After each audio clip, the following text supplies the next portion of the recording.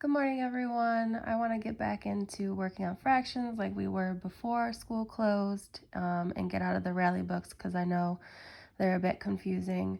So this is lesson 21. This is where we left off on Friday. Well, 2 Fridays ago.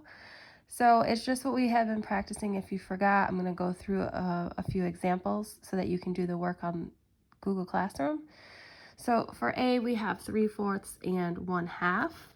So as we said, we can't add fractions or subtract fractions unless our denominators are the same. And right now, 4 and 2 are not the same. So I need to find the least common multiple. So that means I'm looking at my denominators. I have 2 and I have 4. So 2 and 4. And multiples are what I'm counting by that number. So if I have 2, then I'm going to go 2, 4, 6, 8, etc. And if I'm counting by 4s, I have 4, 8, 12, 16, and so on. I'm looking for the smallest number that is in both lists. So in this case, there's a 4 here and a 4 here. Now they both do have 8, but that's not the smallest number. We're looking for the smallest number. So now that I know that I need the denominator to be 4 for both, or I can make it 4 for both, I'm going to change any fractions that don't have 4 as a denominator. So I have 3/4, that's fine, but 1/2 I need to change. I want to make it 4. So I'm going to take my 1/2, and I know I want to turn it into a 4 for my denominator. So I got to think to myself, well, how am I going to do that? How do you go from 2 to 4? Well, we always have to multiply by something to change a fraction into another fraction. So I'm thinking, 2 times what is going to be 4? Well, 2 times 2. So to figure out what goes in this missing numerator spot, I have to do whatever I did on the bottom on top, or else it won't be equivalent. So 1 times 2 is 2. So 1/2 turns into 2/4.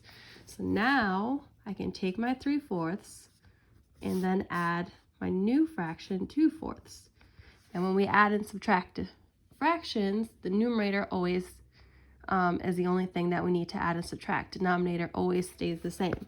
So 4 is going to stay, and then all I have to do is 3 plus 2, which is 5. Now, we've learned that when the numerator is bigger than the denominator, that's an improper fraction, and I cannot leave it like this. So I have to think to myself, you can either use your number bonds or you can divide. How many wholes can I take out of 5/4? So if you use your number bond, you're thinking, well, 1 whole would be 4/4. If I'm taking 4/4 away from 5/4, what's going to be left? Well, 1/4 is going to be left. So as a mixed number, that is going to be 1 whole and 1/4. So that would be your final answer. Now, if you're just going to divide, you would just take your numerator, divide by your denominator, and I will do that over here on the side. So I have 5 divided by 4. 4 goes into 5 1 whole time. 1 times 4 is 4. Then I subtract. 5 minus 4 is 1, so I have a remainder of 1. This is your whole number because that's how many whole times 4 went into 5. So that's my whole number. And my remainder is my new numerator. Denominator stays the same. So either way, you'll end up with 1 and 1/4.